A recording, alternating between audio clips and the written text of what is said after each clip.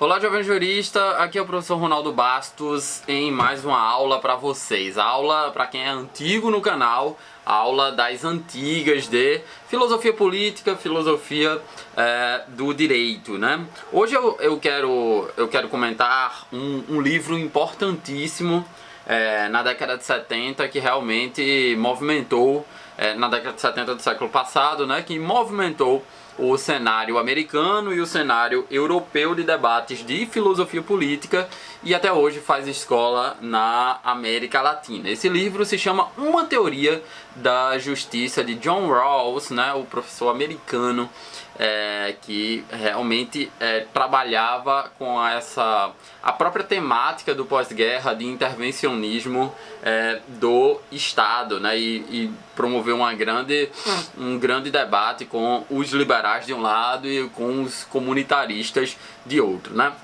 Eu vou fazer uma série de 4 vídeos para explicar para vocês esse livro importantíssimo, Uma Teoria da Justiça. Nesse primeiro vídeo, eu quero falar da dicotomia que Rawls faz com a relação entre bens e desejos.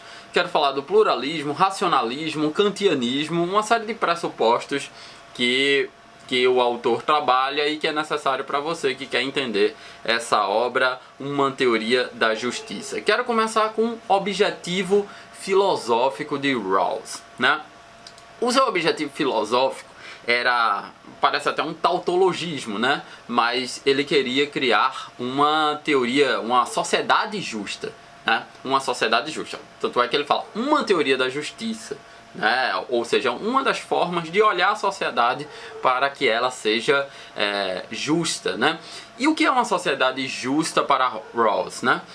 Uma sociedade justa para Rawls é um tipo de organização social em que há uma perfeita distribuição dos bens e dos desejos. Essa dicotomia, que é a primeira dicotomia que eu trabalho com vocês, a dicotomia dos bens e os desejos, é muito importante, embora seja um debate um tanto antigo. Por quê? Economicamente, os bens materiais, por exemplo, são escassos, né? E os desejos humanos são ilimitados, né?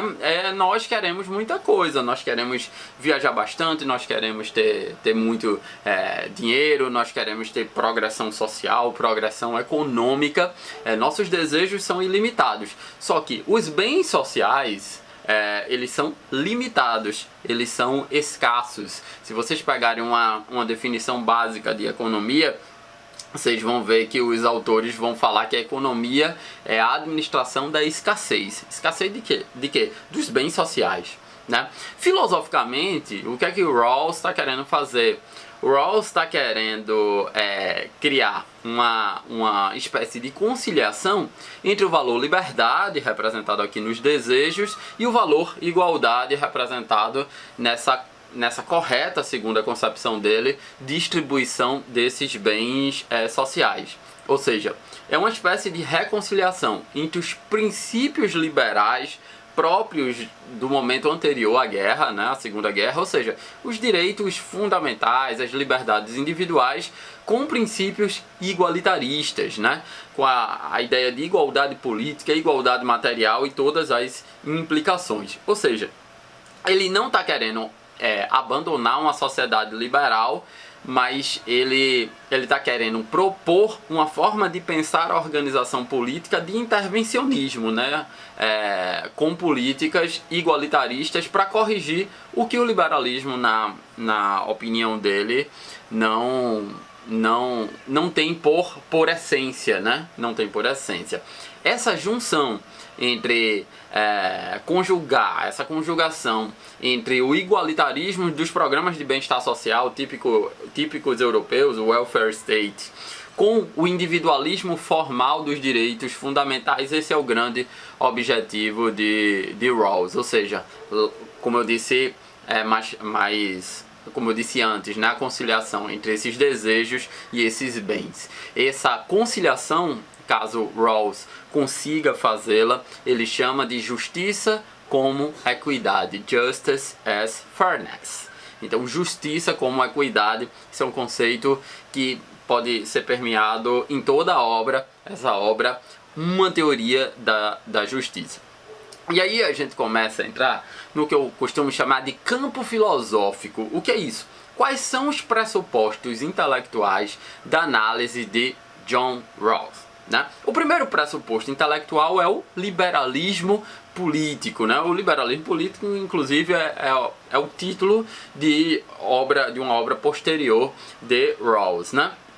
Então, Rawls ele faz uma defesa quase intransigente dos direitos individuais em face do Estado. Se você é antigo aqui no canal, eu já dei várias aulas sobre de constitucionalismo, que deve estar aparecendo alguma delas aqui, mostrando que os direitos individuais surgem como uma esfera de proteção do indivíduo em face do Estado. Então Rawls é um defensor desse liberalismo político, só que ao mesmo tempo não é aquele liberalismo tão somente do século XIX, né? O laissez-faire, laissez-passer.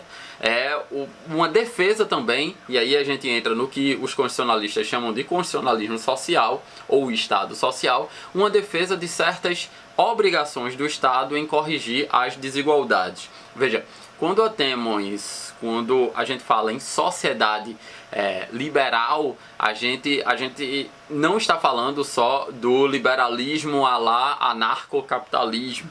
Né? A gente está falando dessa sociedade baseada em direitos, uma sociedade laica, etc, etc.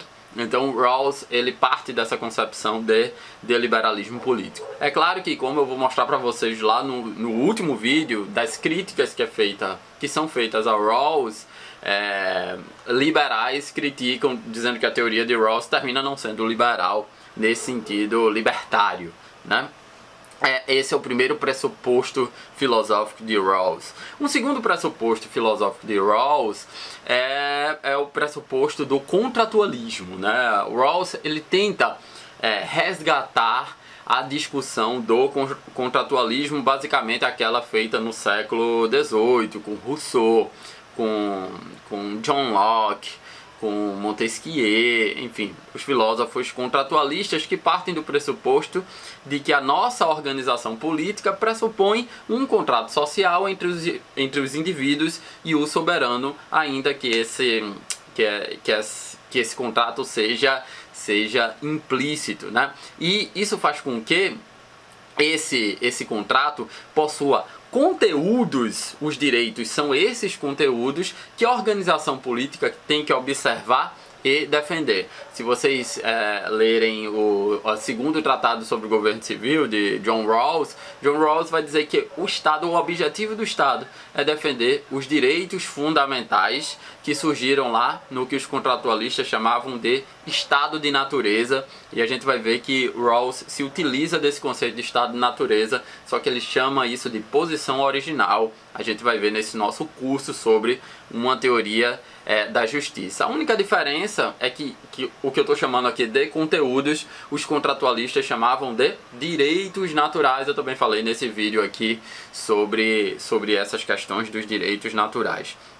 E por fim, um último pressuposto filosófico que nós podemos observar nessa obra de Rawls é o procedimentalismo kantiano, né?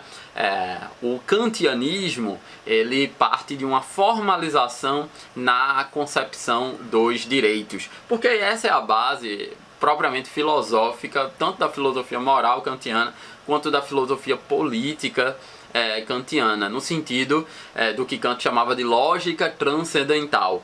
Nós temos que nos despir dos nossos interesses para dizer o que vale para todos os lugares e todos os tempos, né? Isso só é possível numa filosofia universal, logo uma filosofia formalista, né? Em geral, toda filosofia universal tende a ser uma filosofia formalista. Vocês vão ver que Rawls ele trabalha com a ideia de que nós temos que pensar uma sociedade independentemente de qual posição você enquanto indivíduo vai tomar nessa sociedade. Então você tem que pensar os direitos per si e não os direitos de acordo com seus com seus interesses individuais. Eu tenho um vídeo onde eu exploro essa ideia da moralidade kantiana que vocês devem estar vendo aqui, né? Kant fala, na verdade, lá de autonomia. A autonomia, ela pressupõe uma liberdade, né? O livre-arbítrio e também uma ausência de interesse por parte do indivíduo, tendo em vista a formação de uma lei universal que seja válida para todos, por isso é uma filosofia formalista. Então, são esses três pressupostos que Rawls parte, né? No campo do liberalismo político, ele tem uma influência muito grande do contratualismo e também do procedimentalismo kantiano, né? E por fim, para finalizar essa aula, essa primeira aula do curso, eu quero mostrar para vocês quais são os pressupostos fáticos de John Rawls, né? O primeiro pressuposto fático é o que ele chama de escassez moderada de recursos. Os recursos, os bens sociais, eles são finitos, né? Eles são menores do que a demanda, ou seja, uma lei econômica, a lei da oferta e da demanda, oferta e da procura. Os bens sociais, eles são ofertados em quantidade menor do que nós queremos consumi-los, né? Em geral, nós queremos comprar muito mais coisa do que o nosso dinheiro é capaz de pagar. Então, com essa escassez moderada de recursos, é por isso que Rawls parte da ideia de que uma sociedade que seja justa faz uma repartição justa desses bens sociais, que são escassos. Então, é preciso que esses bens sociais sejam distribuídos de forma equânime. E Rawls, ele não acredita que essa forma equânime seja atendida quando, bom, quem tem dinheiro que compre, quem não tem dinheiro que se lasque. Rawls não acredita em uma estruturação desse tipo. Uma repartição justa teria que corrigir essas desigualdades. Então, mesmo as pessoas que não têm dinheiro, elas teriam, em uma sociedade justa, a necessidade e o direito de consumir bens sociais, ainda que mínimos, né? Então, ele parte do pressuposto fático que esses bens são escassos e que uma sociedade justa tem que observar uma repartição adequada desses bens. E o critério não é quem tem mais dinheiro, quem é mais rico. São outros critérios que Rawls vai eleger. Uma segunda característica, um segundo pressuposto fático de Rawls é perceber que a sociedade é plural, ou seja, é o pluralismo, né? O que é que ele quer dizer com isso? Embora sejamos seres racionais, e Rawls ele parte desse pressuposto de que os seres humanos são racionais, ou seja, têm a capacidade de fazer escolhas, e isso eu ainda vou falar que é o terceiro pressuposto fático. Apesar disso, há um desacordo irredutível entre as concepções de bem defendidas pelos indivíduos e pelos grupos que compõem a sociedade moderna. Isso significa que há um pluralismo, há uma defesa de um pluralismo das formas de vida.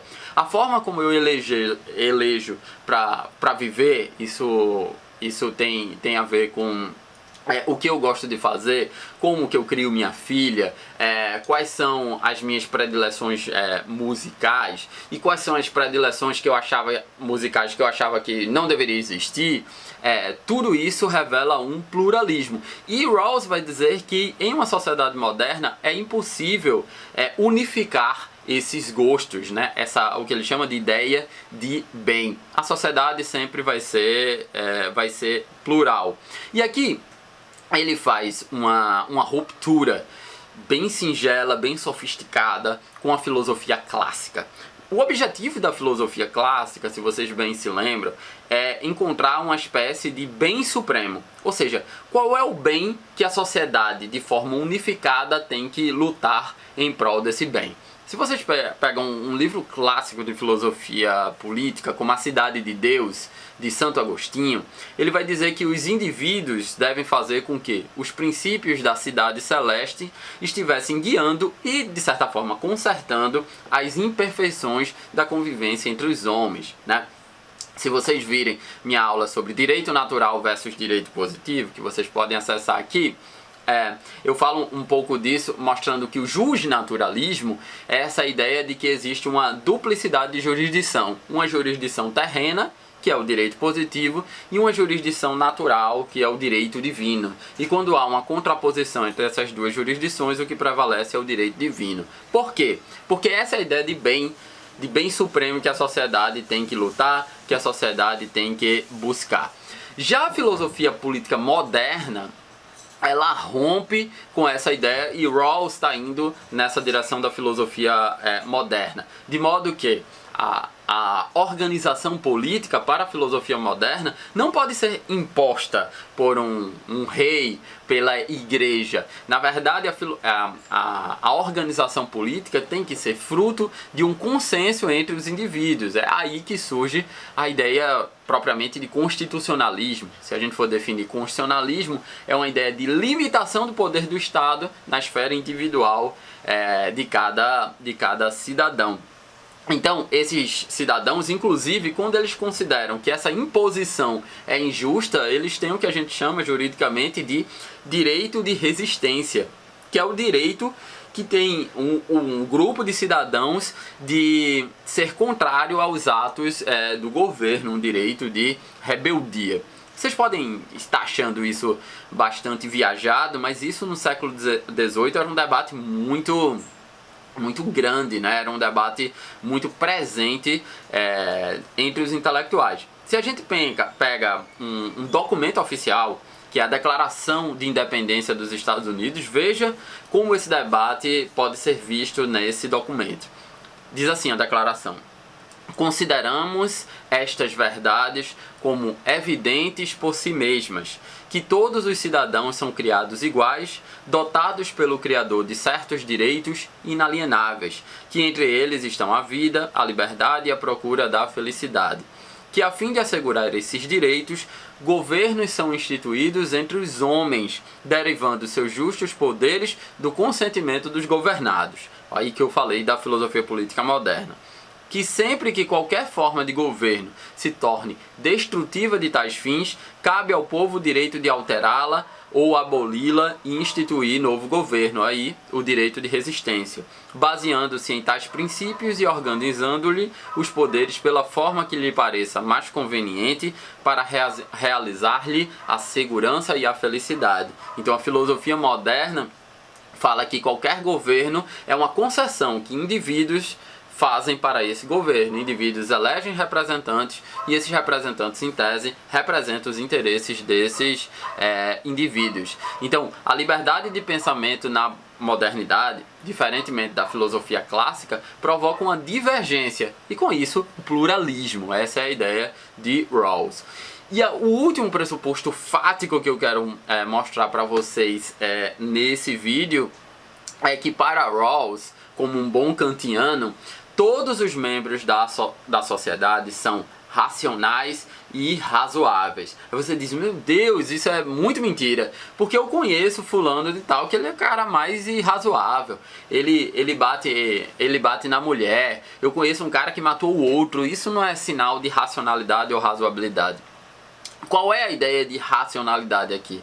A ideia é que um ser racional, e todo ser humano é racional, ele é capaz de escolher entre fins e metas. Isto é, ele é capaz de alcançar a sua concepção de bem, os seus objetivos de vida, o que é que ele quer para a sua vida. Embora você considere isso um absurdo, mas o cara que incide na Lei Maria da Penha, que ele bate na mulher, ele tem uma racionalidade que a mulher é um objeto do homem e por isso ele bate nela. Então, isso não significa que ele é irracional, é que a racionalidade dele não é aceita pela sociedade atual, mas todo ser humano ele é racional. E por outro lado, Rawls vai dizer que todo ser humano tem tem que pensar o ser humano como um ser razoável, ou seja, como aquele que é capaz de respeitar os limites traçados pela organização social. Veja, esse ser humano que bateu na mulher, embora ele seja razoável, embora ele seja racional, ele não seria razoável para Rawls. Ou seja, o razoável é aquele que tem capacidade de conjugar o livre-arbítrio de cada um de respeito aos fins alheios, pois os meus fins, por exemplo, são diferentes, não são necessariamente melhores do que os fins da sociedade como um todo. Isso é a razoabilidade. Por exemplo, embora exista liberdade de crença, em geral as sociedades liberais não permitem o exercício de credos que sacrificam crianças. Então isso é irrazoável para a maioria das sociedades liberais. Embora eles achem razoável o sacrifício de animais, como algumas religiões afro-brasileiras, né? E isso já foi inclusive discutido pelo Supremo. O Supremo disse que isso é possível no nosso ordenamento jurídico, mas pode ser que lá na frente nós consideremos, e eu acho que a tendência é essa, que isso seja irrazoável. Então, são essas as características iniciais, essa introdução ao pensamento de John Rawls. No próximo vídeo, na próxima aula, eu vou falar de 3 conceitos importantíssimos para a gente começar a entender quais seriam os princípios escolhidos em uma sociedade que ele considera justa. Eu vou falar dos conceitos de posição original, os conceitos de véu de ignorância e o conceito de sociedade bem ordenada. Se você gosta de vídeos desse tipo, a nossa volta com a filosofia política aqui no canal, não perca o próximo vídeo. Até uma próxima.